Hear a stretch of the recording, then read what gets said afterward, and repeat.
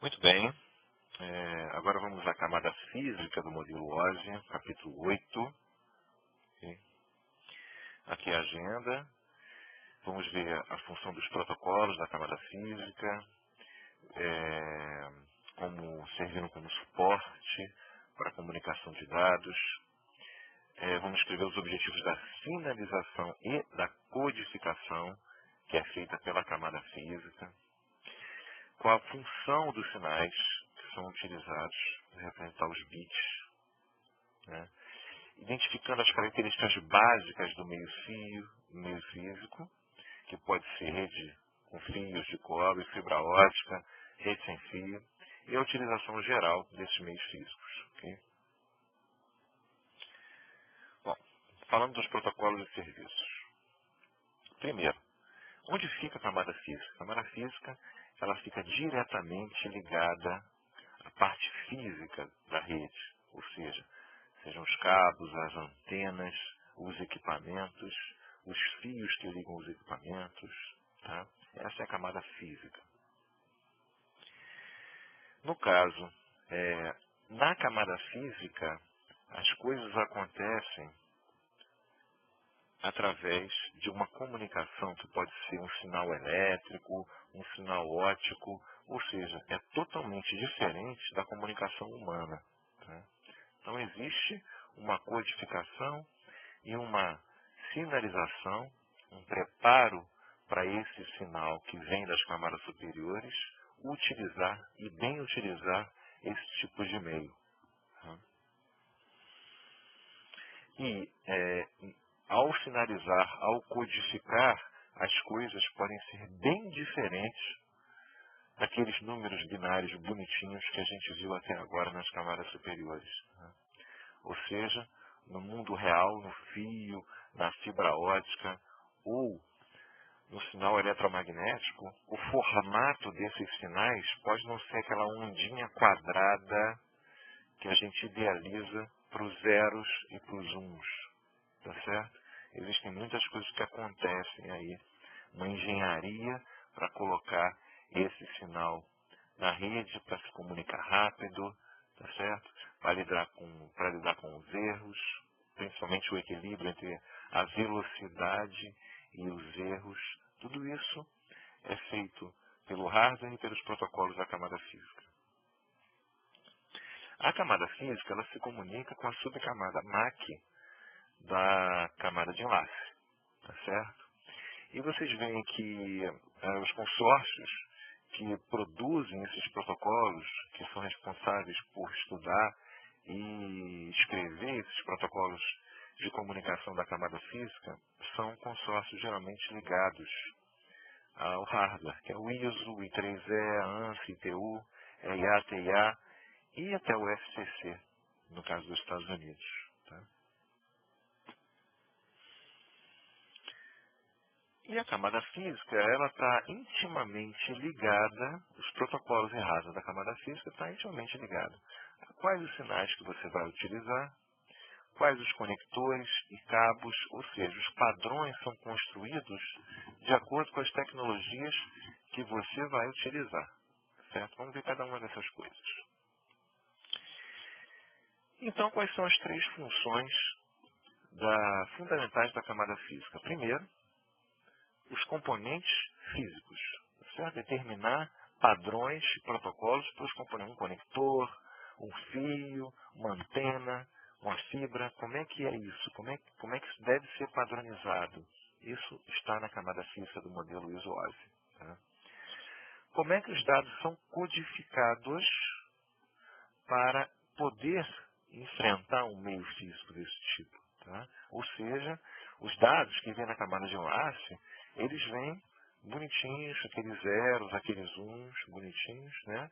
Mas existe um jeito de eu codificar esses dados, ou seja, eles não entram exatamente com esse aspecto na camada física. Eles entram de um jeito diferente que vai maximizar a minha performance, ok? Então essa é a codificação dos dados. E, finalmente, os dados devem ser sinalizados, ou seja, devem ser transformados em sinal elétrico, em sinal óptico ou em sinal eletromagnético. Tá certo? Dependendo do meio físico que vai usar. Tudo isso é responsabilidade da camada física. Vamos lá. Sinalização e codificação. O que é a sinalização? A sinalização é você pegar esse 0, 1, 0, 1, 1, 1, que é o meu número em binário, e transformá-lo em um sinal. Seja sinal elétrico, seja sinal óptico, ou seja sinal eletromagnético. Você tem várias maneiras de sinalizar esse código. Tá certo? Qual é? Por exemplo, variando a amplitude, que é o mais simples que a gente conhece. 0 é 0 volts e 1 é 5 volts, por exemplo. Então, eu estou sinalizando de alguma maneira, estou transformando aqui em sinal elétrico.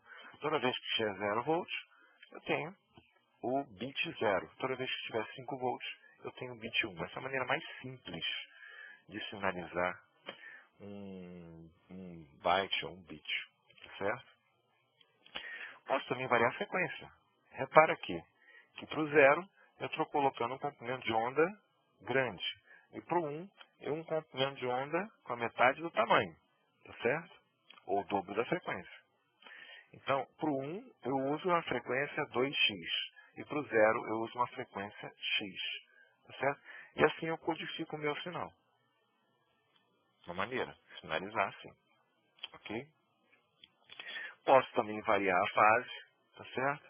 Mas, em tudo, qual a estratégia que eu vou escolher, todas elas eu tenho que ter o quê? Um clock, ou seja, uma sincronização, um relógio, tá?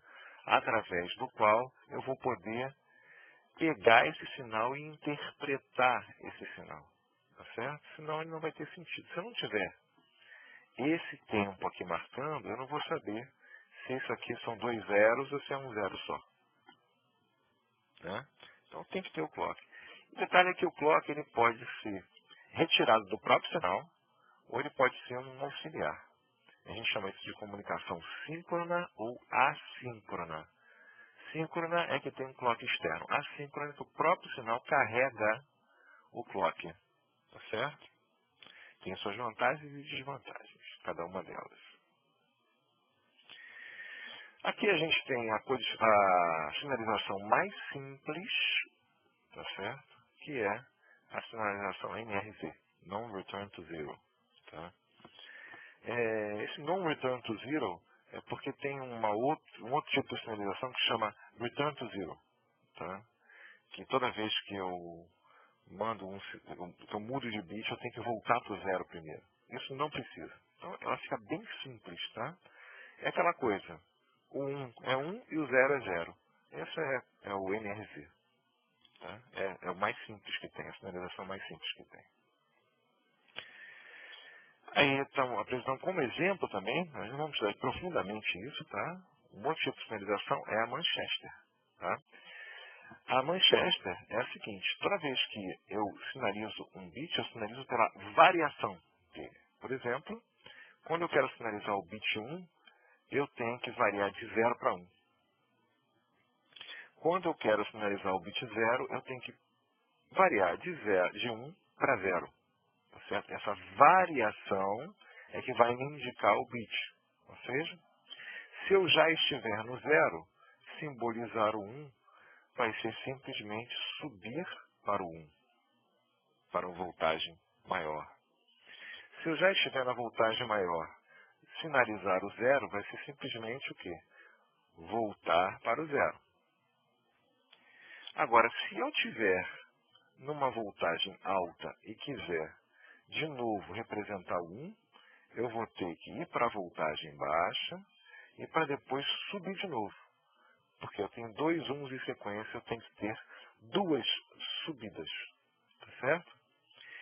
Como é que eu vou diferenciar essa subida dessa descida? Né?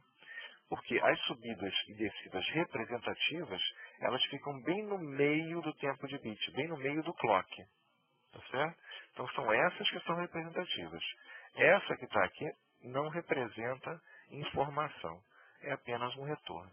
Ok? Essa é a codificação Manchester.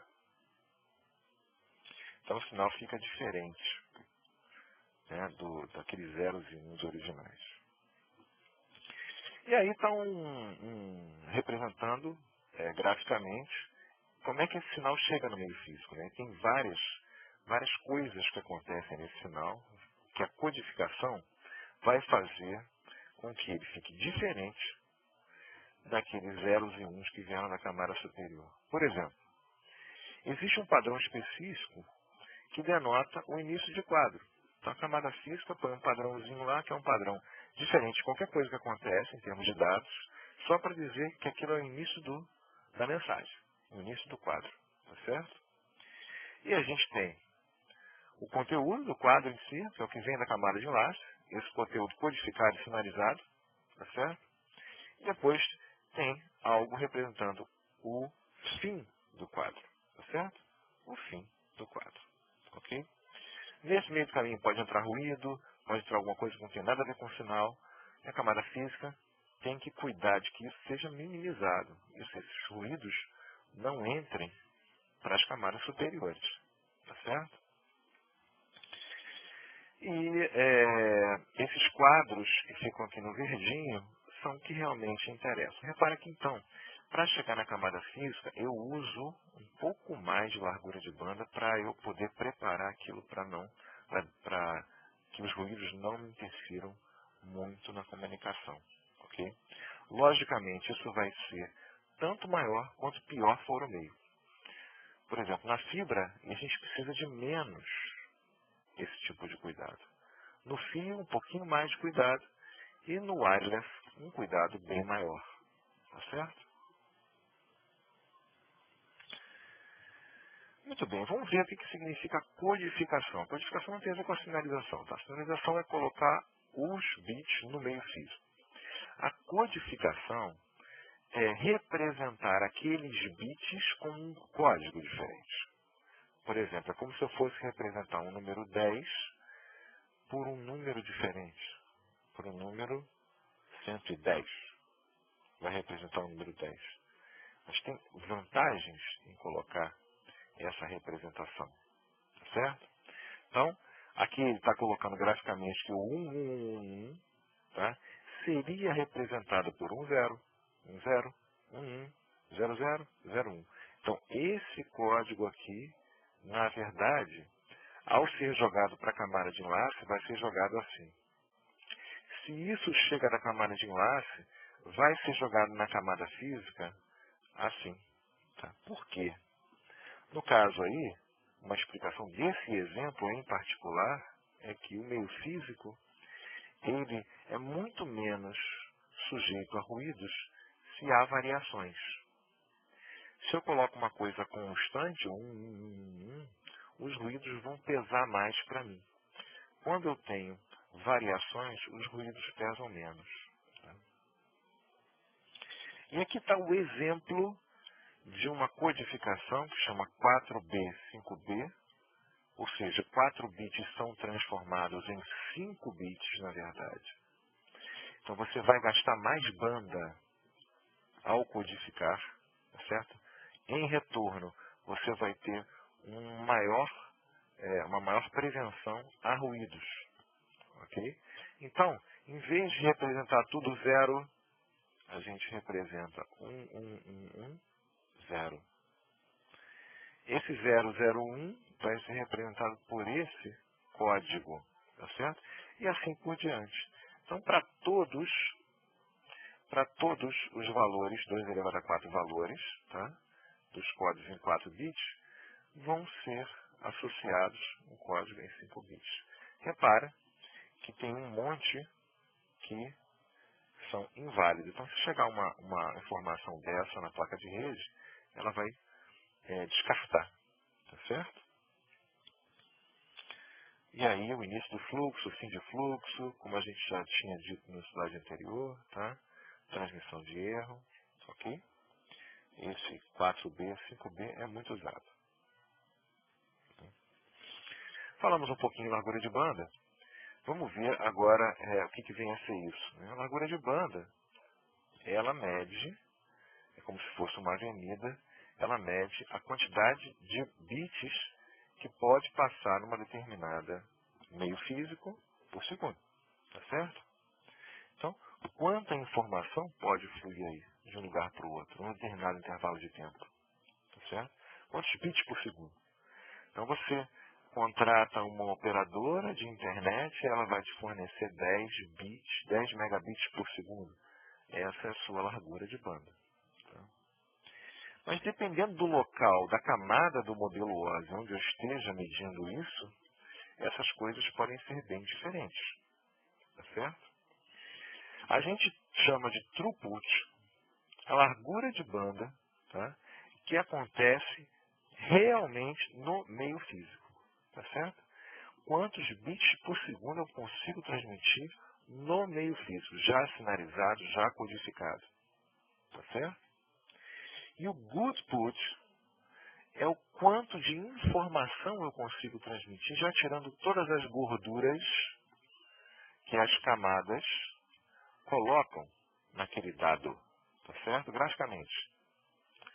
O goodput acontece aqui nas camadas superiores. E o throughput na camada aqui física. Tá? Okay? Então, quando a operadora te dá 10 megabits por segundo, não é só dividir por 8 para você saber quantos bytes por segundo você vai ter. Você vai ter que tirar todas as gorduras. Tá certo? Todas as gorduras para poder saber qual vai ser o teu goodput. Ok? Aí estão os múltiplos e os submúltiplos desses bits por segundo, tá? Kilobit, megabit, gigabit e etc. Tá? Ao contrário dos bytes, 1000 bytes, 1024 bytes é 1 kilobyte, aqui em bit, a gente 1 quilo é como se fosse 1 quilograma mesmo, 1 quilômetro, são 1000 bits. 1 kilobit são 1000 bits, 1 megabit são 1 milhão de bits e assim por diante. Tá? Ok. Vamos agora falar um pouquinho sobre o meio físico, tá, que está transportando esses sinais. Primeiro, no padrão Ethernet, eu tenho vários padrões possíveis para meios físicos. Cada um deles tem um nome, 10 base T, 100 base TX, 1000 base CX, e etc. Cada um com as suas características. Qual a mídia utilizada? Pode ser um cabo, pode ser fibra, tá? Para a internet. Quantos metros ele pode ficar, ligar 2 pontos? Né? Até 500 metros, até 1000 metros, até 100 metros, até 70 quilômetros, tá certo? Então, são padrões, tá? Que está do lado de cá de fibra, que estão do lado de cá de fio metálico, tá certo? E o tipo de topologia física, tá certo? E o tipo de conector usado, ok? Obviamente, quando a gente fala de camada física, topologia física, ok? Muito bem. E aqui, para a comunicação sem fio, por exemplo, também existem padrões. Está colocando aqui o Bluetooth, 802.11, que é o nosso Wi-Fi, tá? E GSM, que é telefonia, que é uma comunicação wireless também. Aqui estão as velocidades, tá? A faixa de frequência, a faixa de alcance, no caso, de frequência não, de alcance, e aplicações. Ok? No caso do meio físico de cobre, ou seja, o fio metálico, tá? A gente tem alguns tipos de fio. A gente tem o cabo coaxial, que era muito utilizado nas redes Ethernet antigamente. Hoje ainda é utilizado mais para configurações WAN, tá? De curto alcance, para ligar dispositivos WAN. E o par trançado não brindado, tá? Que é o mais usado em Ethernet, comunicação cabeada Ethernet hoje, ok? Então, o cabo UTP, Unshield Transit Pair, então cabo não blindado, trançado, tá? E as conexões com conectores RJ45 macho e fêmea, ok? Ruídos, né? O que pode causar ruído numa rede com fio? Sinais eletromagnéticos. Então, se a gente tem um motor elétrico, pode ser uma furadeira? Pode, mas pode ser também, sei lá, um gerador, um motor, algum lugar onde funcionam máquinas, vai dar interferência, tá certo? Lâmpada fluorescente com os reatores eletromagnéticos, não aqueles metálicos, com reatores eletromagnéticos antigos, não os eletrônicos. Aqueles eletromagnéticos antigos influenciam muito os fios, ou seja, eles têm que passar longe, tá? E antenas de transmissão de potência, ok? O par trançado, o que ele faz? Ele protege os sinais de interferência. Tá? É como trançar trançar um fio desse significa blindá-lo localmente. Tá?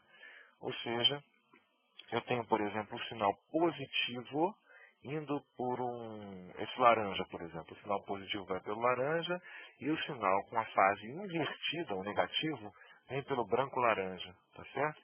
Então, o campo eletromagnético gerado pelo laranja, ele é cancelado pelo campo eletromagnético gerado pelo branco-laranja. Então, o sinal que passa nesse laranja com branco-laranja não vai induzir um sinal eletromagnético no branco-verde com verde, tá certo? Porque existe uma lei física que diz que todo cabo que passa uma corrente elétrica alternada induz num cabo vizinho uma corrente elétrica, através da indução eletromagnética, lei de Faraday. Tá? E o que o par trançado faz é que um par não influencie no outro par. Tá? Na maioria das transmissões com RJ45 e cabo UTP, tá? O branco-laranja, laranja, branco-verde, verde transmitem e recebem uma transmissão e outra recepção. Tá certo? Para esses sinais não se misturarem, é que existe esse trançamento. Ok? Então, basicamente isso. Aqui a gente tem dois padrões, tá certo? Padrão A e padrão B de cabeamento. Quem faz cabo Ethernet sabe disso. Se eu quero um cabo direto, aqueles que a gente usa no Packet Tracer, direto, e crossover, invertido e direto. Né? O direto, dos dois lados é o mesmo padrão. Padrão A com padrão A ou padrão B com padrão B. Se eu quero um cabo invertido ou cruzado, eu tenho que usar um padrão A com um padrão B. O padrão A numa ponta e padrão B na outra. Por quê? Se vocês forem reparar a diferença entre esses dois padrões, o branco-verde com verde está no 1, 2, o branco-laranja com laranja está no 3, 6. No outro padrão, no 1 e 2 está o branco-laranja com laranja, e no 3 e 6 está o branco-verde com verde. Ou seja, eu inverto a transmissão com a recepção. Por isso que o cabo cruzado é feito de um lado A, de outro lado B. Okay? Muito cuidado para compor esses cabos, que eles devem ser compostos, na hora de serem gripados, exatamente nesta ordem. Senão a gente perde a capacidade de distância do cabo. O cabo só pode ser curtinho. Então usem sempre o cabo no padrão que está aí. Ok? Nós temos também a questão da blindagem. Tá? A blindagem acontece quando nós temos fatores externos, como a gente mostrou antes, motores, lâmpadas fluorescentes, com reatores eletromagnéticos, transformadores, ou seja, tudo que emita sinal eletromagnético em alta potência perto dos nossos cabos. Então a gente vai precisar de uma blindagem, ok? E essa blindagem pode acontecer tanto no cabo coaxial como também no par trançado, que a gente passa a chamar agora de STP, Shield Transit Pair, ou seja, cabo trançado blindado. Repara que ele está mostrando aí que não são mais 4 pares, são apenas 2 pares, tá? E esses pares, além de serem trançados para um influenciar no outro, eles são envolvidos por uma malha. E essa malha tem que ser ligada à terra. Tá? Que aí a gente faz um efeito chamado gaiola de Faraday no cabo. Okay? Esses cabos geralmente são mais caros, mas a gente tem que tomar cuidado que o conector tem que ter uma conexão para essa blindagem. O conector é um conector diferente, não é o nosso RJ45 de acrílico normal, tá certo? E o switch, onde eu vou ligar isso aí, também tem que estar blindado. Tem que estar aterrado, tá certo? Porque se eu não aterrar essa blindagem, tem um efeito oposto. Em vez de eu evitar que entre ruído, eu vou ter uma antena de ruído, se isso não estiver aterrado. Ok? Então, usar um cabo blindado, só o cabo, não adianta nada. Todos os equipamentos da rede têm que dar suporte a essa blindagem. Ok? Aqui está falando um pouquinho de segurança. Tá? A primeira segurança é a segurança física. Né? Eu não vou misturar eletricidade com rede. Eu tenho risco de choque elétrico. Tá? Outro tipo de segurança, segurança de acesso aos dados. Eu vou manter os meus equipamentos em uma sala de acesso restrito. Tá? Para quê? E os fios também, com acesso restrito. Para que não chegue um gaiato e roube meu sinal e faça invasão e etc. Tá? E os aterramentos também são muito importantes. Tá? Os equipamentos de rede têm que estar aterrados, porque senão a carcaça vira antena. E aí nada funciona. Ok?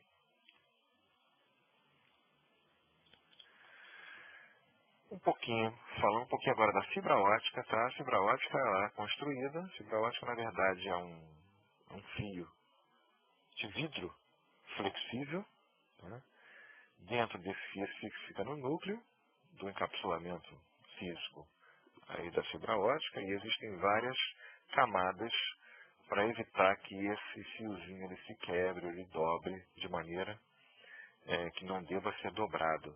Tá? Então tem um material aí, uma tecnologia bastante grande para poder preservar essa fibra ótica, que na verdade a fibra é bem fininha, é muito fininha. Tá? Nas pontas a gente coloca os conectores, tá certo? Para essa fibra funcionar. Aqui a gente está com um par de conectores, duas fibras, uma para transmissão e outra para recepção. Isso a gente chama de um cabo full duplex, uma determinada frequência de transmissão ótica. Tá? Dois tipos de modo de transmissão, monomodo e multimodo. Monomodo, mais preciso, mais longo, maior tecnologia, mais caro. Multimodo, alcance mais curto, menos tecnologia e mais barato. Certo? Por exemplo, no monomodo, eu preciso de a fonte de luz é um laser. Para você controlar eletronicamente um laser, o laser tem que ser um laser muito bom. Já multimodo, eu posso colocar a fonte como sendo um LED. Então eu tenho menos custo, tá certo? Então às vezes vale a pena colocar repetidores e usar o multimodo do que usar um cabo longo monomodo, com toda a tecnologia que ele precisa. Tá? Por isso que a maioria absoluta da transmissão por fibra, principalmente em LAN, é monomodo. Tá? E aí, o terceiro e último meio físico, já falamos do par trançado, já falamos do par trançado par metálico, né? Já falamos da fibra ótica, agora a transmissão sem fio. Okay? A transmissão sem fio, ela se dá por antenas, tem alta chance de interferência, tá certo? Trabalha às vezes, se for uma rede doméstica, essa dos roteadores que a gente usa em casa, trabalha numa faixa de frequência em que todo mundo trabalha, porque não tem que ter regulação legal, tá certo? A gente tem uma faixa de frequência que a gente vai ter o nosso roteador trabalhando na mesma faixa que o telefone sem fio, trabalhando na mesma faixa que o micro-ondas, trabalhando na mesma faixa que o rádio, o walkie-talkie. Ou seja, a gente tem uma fonte incrível de interferência na rede sem fio. Tá certo? E e existe cuidados para elas não interferirem, deixar essas coisas distantes uma das outras, evidentemente, né? Tá? Algumas tecnologias sem fio, Bluetooth, Wi-Fi e o WiMAX, alguns equipamentos. Camada física também envolve equipamento, placa de rede, tudo, né? Um packet tracer interessante para se trabalhar redes wireless. Tá?